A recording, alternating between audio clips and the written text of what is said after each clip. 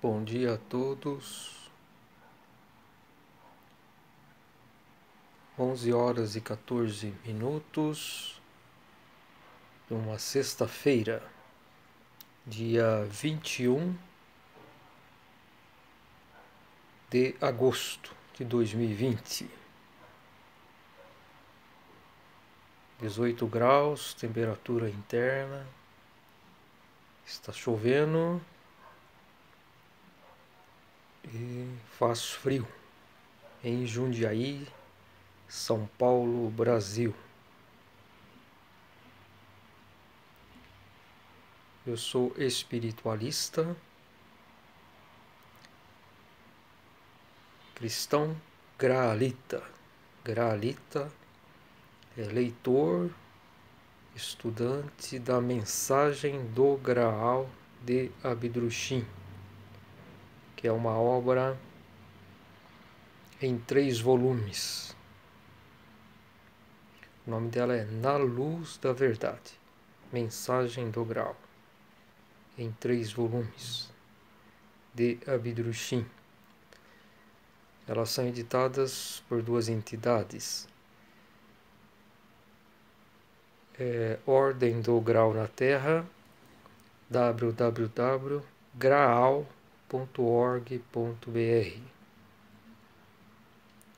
pela Fundação da Mensagem do Graal, www.graal.d.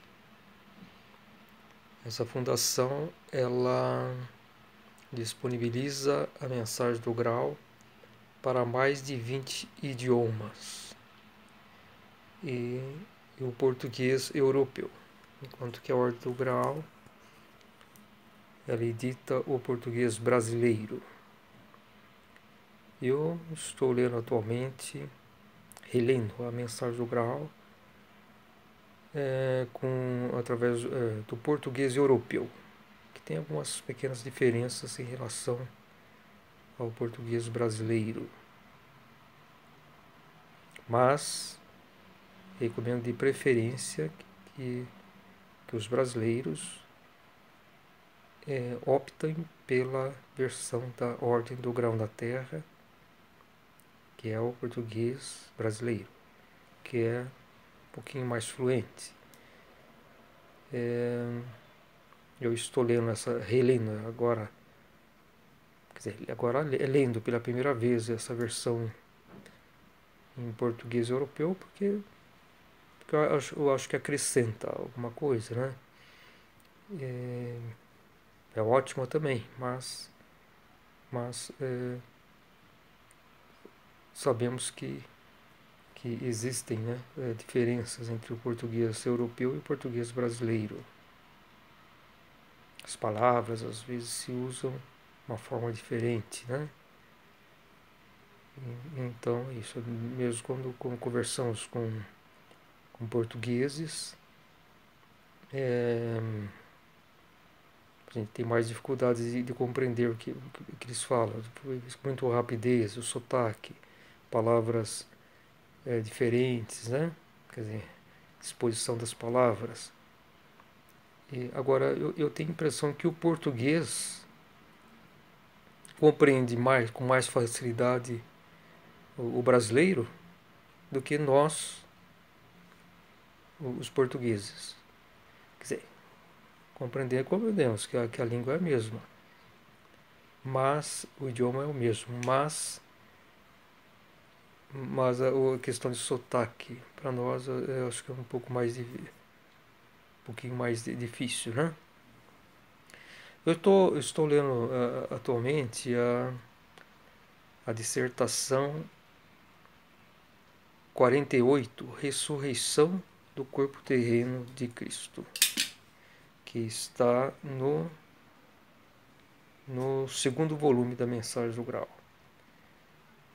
Todas as dissertações de Abdrushim, que constam nos 3 volumes, são um total de 168 dissertações. 34 no primeiro volume, 71 no 2º volume e 63 no 63 no terceiro volume.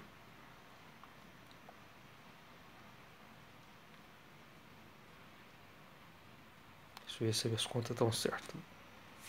34 com 71 e mais 63 dissertações. Tem que dar um total de 168. 5. Eu acho que o terceiro volume que não deve ser 63, não. 63 dissertações.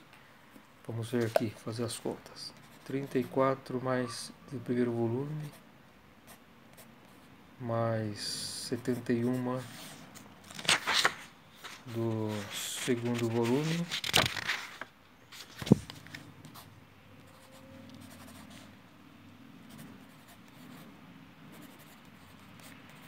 é isso mesmo, 63. 63 dissertações no terceiro volume.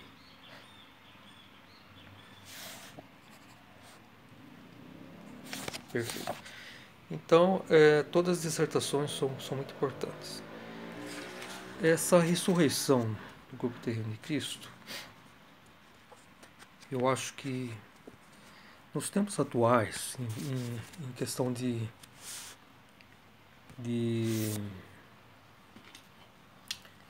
dar um golpe mortal na crença cega dos autodenominados cristãos, nada mais importante do que essa dissertação. Porque ele nos esclarece perfeitamente a impossibilidade da existência quer dizer, a impossibilidade de que o corpo terreno de Cristo possa se transformar em espírito, vamos dizer assim. Ou então, essa versão que os cristãos acreditam, e na verdade se trata só de fé, porque não é a convicção.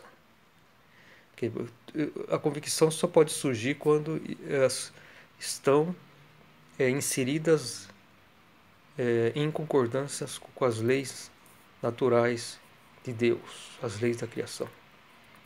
E essa fé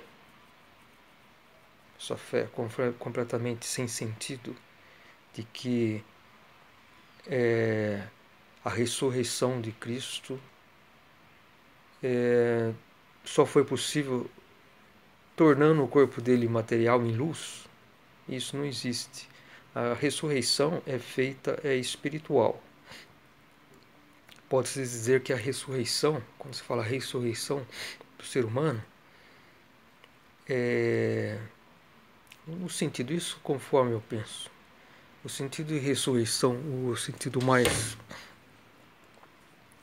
profundo de ressurreição é quando quando nós obtemos a autoconsciência espiritual. Então, mesmo já na matéria, nosso espírito se tornou de tal forma luminoso que ao desencarnarmos, esse espírito, essa alma, né? Porque é a alma que reveste o espírito, a essência espiritual. Mas internamente, esse espírito está de tal forma luminoso que ele, após nossa morte, ele retorna ao paraíso, que é a pátria eterna. E, inclusive, perdemos a nossa alma nesse trajeto, porque a alma é um corpo material sutil. A alma nós utilizamos enquanto estamos nesse círculo de reencarnações. Quando nós adentramos ao paraíso, a alma também fica para trás, da mesma forma que o corpo terreno ficou para trás. E cada corpo, ele fica, as substâncias que constam nesse corpo, ficam justamente naquele plano, naquela região que ele surgiu, que ele pertence. Então o corpo material, dessa substância física, essa densa, ela tem que ficar no corpo material. Ela não tem como ir para um outro mundo. Isso não existe. Isso está completamente impossibilitado pelas perfeitas leis de Deus. As eternas leis de Deus, que por serem perfeitas, tal como Deus, não podem ser contrariadas, não podem ser modificadas. E nessa seção, a nossa alma, que tem também uma densidade, ela é constituída de matéria fina, ela também fica. Ela fica naquela região de matéria fina, que é a substância. Ela se dissolve naquela região. Então, o que eu digo? Essa dissertação, ressurreição do corpo terreno de Cristo, para quem quer realmente obter a sabedoria espiritual, percebe que aqui é um golpe mortal contra essa crença cega. E toda crença cega prende o espírito na matéria. E no juízo final, caso todo espírito que levar crenças, crenças falsas que estão em desacordo com as leis de Deus, vão ser considerados joio, porque toda crença cega é um pecado, porque densifica a nossa alma e não permite a iluminação do nosso espírito. Quando chega essa época do juízo final, que todo planeta que é habitado tem seu tempo de juízo final, que é justamente o fim daquele prazo que foi permitido para o desenvolvimento das centelhas espirituais aqui na matéria, o desenvolvimento reencarnatório, com muitas encarnações terrenas, a fim de obter sua iluminação. Mas tudo tem um prazo. E esse prazo na Terra foi 3 milhões de anos. Nós vivemos aqui há 3 milhões de anos e esse prazo se findou. Por isso vai ter essa separação do joio e do trigo. É claro que nem tudo está perdido. Mesmo aqueles espíritos que implorarem a Deus pelo perdão e por mais uma oportunidade, ainda vai ser possível ele encarnar em outro planeta que está no mesmo nível de amadurecimento dos nossos espíritos. Nós não podemos encarnar nesse ciclo de desenvolvimento espiritual que nós temos, né? Nós não podemos encarnar, por exemplo, em um planeta que começou recentemente esse desenvolvimento, porque não tem o mesmo nível de amadurecimento. No nosso caso, caso nós, após o juízo, enfim, conclusão do juízo, uns 3 dias de escuridão, nós não estivermos adequados a viver na Terra, porque na Terra vai acabar. A partir da conclusão do juízo final, a Terra vai ser renovada, está sendo renovada. E não vai ser permitido mais crença cega aqui. Essas religiões, nada disso. Crença cega, inclusive, do intelecto também. Aqueles que descreem na vida após morte, descreem em Deus, nos seres da natureza. Aliás, os seres da natureza, existia o paraíso aqui na Terra, paraíso material. Quando se diz paraíso, é que está em concordância com as leis de Deus, não existe crença cega, através dos enteais, porque nós convivíamos com os seres elementais da Terra, os elfos, ondinas, os gnomos, nós interagíamos com eles. E devido a essa prevalência do raciocínio e do intelecto, nós cortamos essa ligação. Então nós próprios cortamos essa ligação. E isso foi o pecado original. Começamos a cultuar o intelecto, que é o nosso cérebro anterior. Enquanto que a nossa antena intuitiva do espírito é o nosso cerebelo. Aí está a sede da nossa intuição, que fica aqui, o cérebro posterior, que ficou atrofiado. Até nos animais, desenvolvimento maior, elefantes, golfinhos, segundo o que eu li, existe um equilíbrio entre o cérebro e o cerebelo. E não existe essa diferença tão grande de como existe um ser humano, porque aí está a prova do nosso pecado, é o pecado hereditário, que é de geração em geração ele vai aumentando essa diferença, e essa é a prova do nosso pecado, porque o tamanho deveria ser equivalentes, tanto do nosso cérebro anterior quanto do nosso cerebelo. Talvez, eu não sei precisamente, o cérebro humano, o cérebro propriamente, né, anterior, do raciocínio, tem acho que por volta de 1,2 kg, 1,4 kg, parece que é isso. E enquanto que o cerebelo, me parece que tem uns 200, 300 gramas, é uma coisa muito pequena. E deveria ser equivalente, ou então bem mais próximo. Talvez, vamos supor, o cérebro anterior pesasse, vamos dizer, 900 gramas. E o cerebelo talvez uns 600, 700 gramas, que seria muito mais desenvolvido. Então, isso dá a terceira visão, nosso contato, a intuição prevalece. E o paraíso terrestre só é possível quando há esse equilíbrio, essa harmonia entre as atividades materiais, racionais, e as intuições. Porque a intuição é sempre mais forte, mas a ferramenta é o nosso raciocínio, a ferramenta para que o espírito possa produzir obras aqui na Terra. E esse paraíso terrestre existe quando existem doenças, quando há equilíbrio, quando o ser humano segue a sua intuição. Porque assim, a intuição, quando ela prevalece, antigamente, né, nos períodos iniciais aqui na Terra, ela é tão presente que qualquer coisa errada que a gente poderia fazer, aquela voz interior grita no nosso interior, né? Então dá aquele aviso que está errado, né? Então, enquanto que hoje não. Hoje ela está muito fraquinha, né?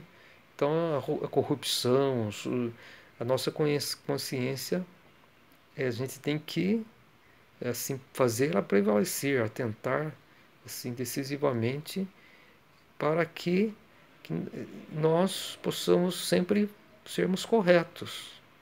E isso é uma tarefa quase impossível, né? Porque nós trazemos esse pecado hereditário. Todo ser humano traz essa ferramenta torcida, que é esse desequilíbrio entre intuição e raciocínio. Então é o que nós perdemos. E aí vem tudo, as doenças, vem todas as desgraças que existem. Agora, o paraíso terrestre não significa que nós viveremos eternamente na matéria. Jamais, porque não é aqui a nossa pátria. A nossa pátria, a nossa origem é o reino espiritual. E lá sim que é possível, porque usaremos nossos corpos espirituais, luminosos, plenamente luminosos. E essa substância do reino espiritual, ela não decompõe, ela não se altera. Daí a eternidade. Enquanto os reinos materiais, eles se transformam, especialmente o mais denso, que é esse que nós vivemos. Podemos ver que até as estrelas que têm um período de vida de milhões ou até bilhões de anos, elas chegam a um ponto que termina o ciclo de vida dela, né?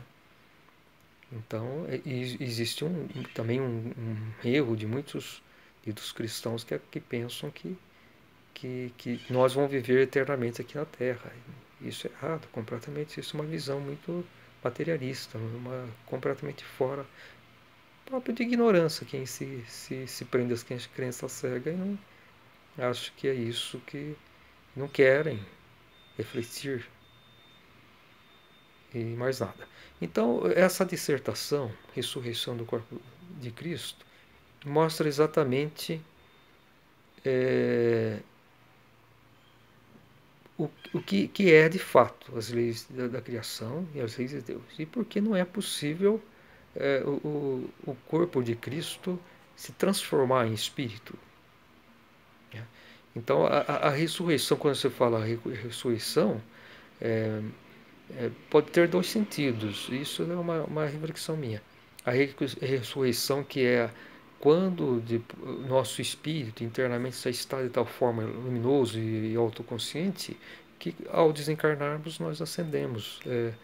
Não precisamos ficar mais presos a esse ciclo de reencarnações e nem ficarmos vivendo na matéria fina, nesse estágio, né? Mas já ascendemos para o paraíso.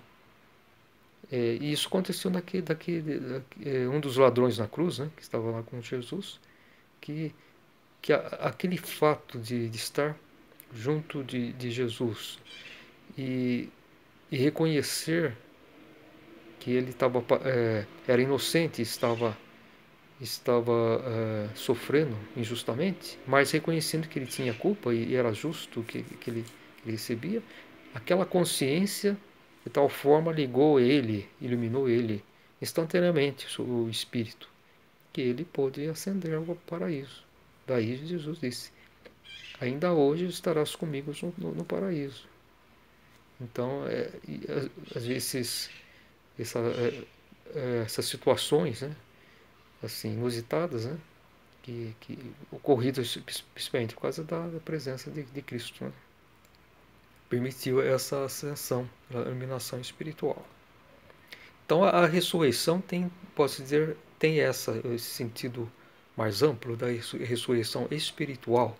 Agora existe a ressurreição, pode-se dizer também a ressurreição carnal, que são o ciclo das reencarnações. É uma outra oportunidade de nova vivência na Terra. Mas a Terra, após o juízo, ela vai ser renovada, que vai ser uma escola, um modelo, e não vai mais ser permitido crença cega, escravos do raciocínio. Não. E muitos ainda que tiveram alguma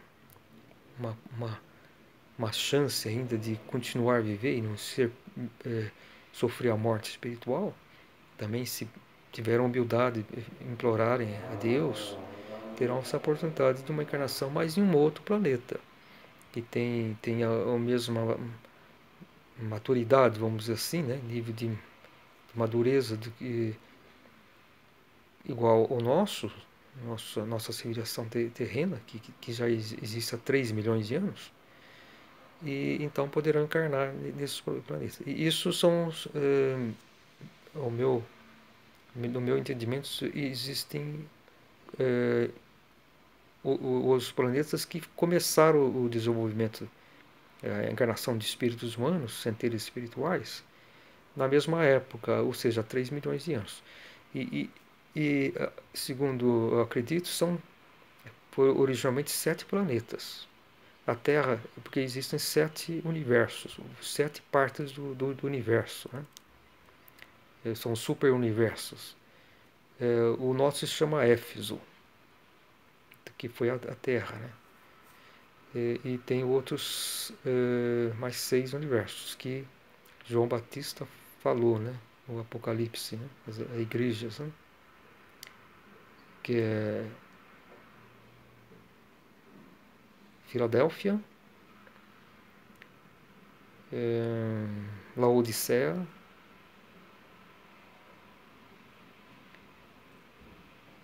Sardes, Esmirna, Tiátira, Pérgamo. Então é importante, né, saber essas 7 partes do universo. Então sempre são 7, são 7 partes, né? Então começar pela ordem alfabética. Éfeso, que é o nosso, Filadélfia, Laodiceia, Pérgamo, Sardes, Esmirna e Tiátira.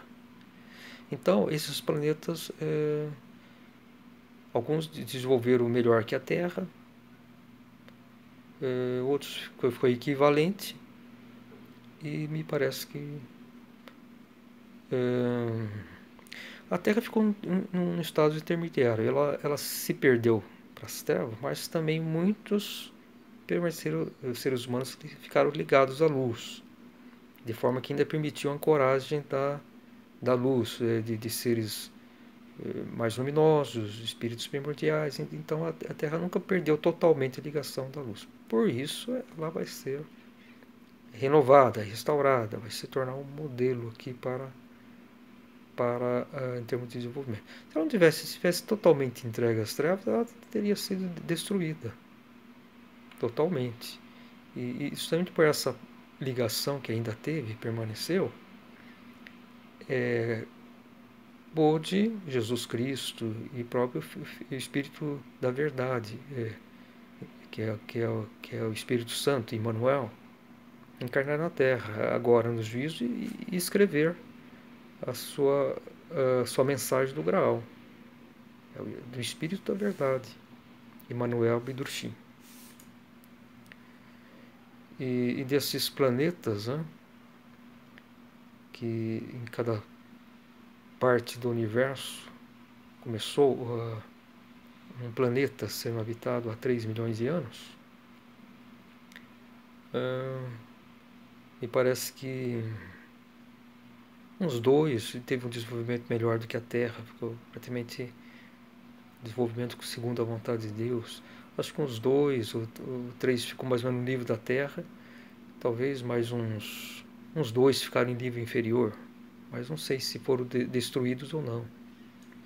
Agora essa questão aí de após o juízo, que não será mais permitido seres humanos viver na Terra sem essa intuição, vai se exigir o mínimo do ser humano, sem pecado, ou seja, o ser humano que tem a sua intuição plena, vamos dizer assim, e que não está mais em pecado, embora ainda não obteu a autoconsciência. Então não são seres espirituais perfeitos, mas estão no caminho certo de desenvolvimento. Então vai ser permitido, mas não vai ser crença cega, escravos do raciocínio, isso tudo não vai se permitir. Agora, muitos desses que, mesmo não tendo mais possibilidade de ficar na Terra, ou então encarnar na Terra, mas ainda não está totalmente perdido e implorar, isso possivelmente no além, né? No além matéria, ou talvez na época nessa época, enfim, tiver consciente. Acho que isso vai ser possivelmente na época dos 3 dias de escuridão, no termo final do juízo final na Terra. Ou então já no além, perdeu o corpo terreno, mas estando no além, ainda faz esse pedido, né, a Deus para que ainda tenha uma nova oportunidade. E então vão ser direcionados, penso eu, alguns desses planetas em outros superuniversos que está no mesmo nível de amadurecimento, né, da Terra. Porque os outros incontáveis outros planetas que existem hoje, que são habitados, eles são posteriores, não estão tão amadurecidos como esses, né? Penso eu que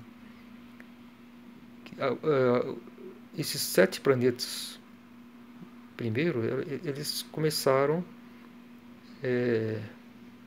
a encarnar espíritos humanos há 3 milhões de anos.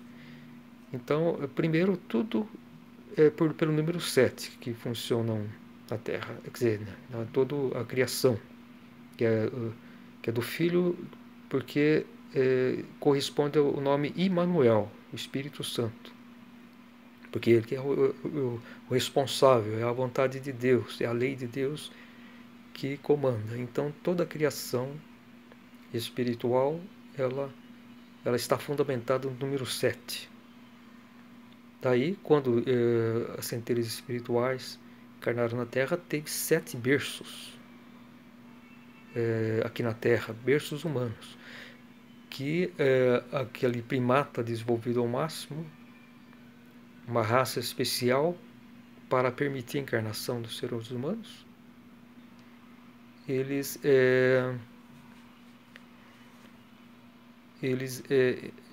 encarnam, as centelhas espirituais encarnam nesses primatas, chamado babais.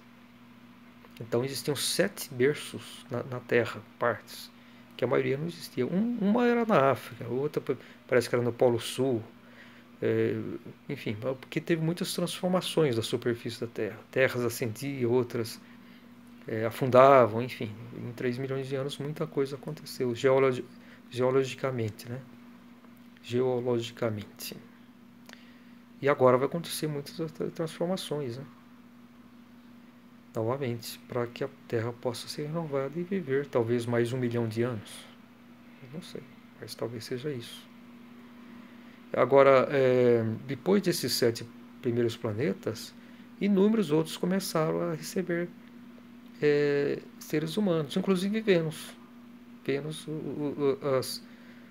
a ciência não sabe disso, não descobriu ainda, mas o planeta Vênus é o único planeta que tem no sistema solar, fora a Terra, que tem habitantes, seres na superfície. Mas eles estão lá no início de desenvolvimento. Rosales von Sass tem um livro que é editado pela Ordem do Grau, Os Primeiros Seres Humanos. Eu recomendo todos os livros de Rosales von Sass, especialmente o livro do Juízo Final, Os Primeiros Seres Humanos, A Grande Pirâmide Revela Seu Segredo, O Nascimento da Terra, Atlântida, Princípio e Fim da Grande Tragédia, que ocorreu mais ou menos 10 mil anos atrás, e que Platão falou. Platão era um vidente, né? Falou muitas coisas. Então é isso. Eu pretendia ler um trecho aqui dessa dissertação, mas enfim, esses vídeos que eu gravo se encerram por volta de 30 minutos. Então vou encerrar esse e no segundo eu vou voltar a essas reflexões. Então, muita paz, muita luz a todos, os de boa vontade, na luz da verdade de Abedrushim.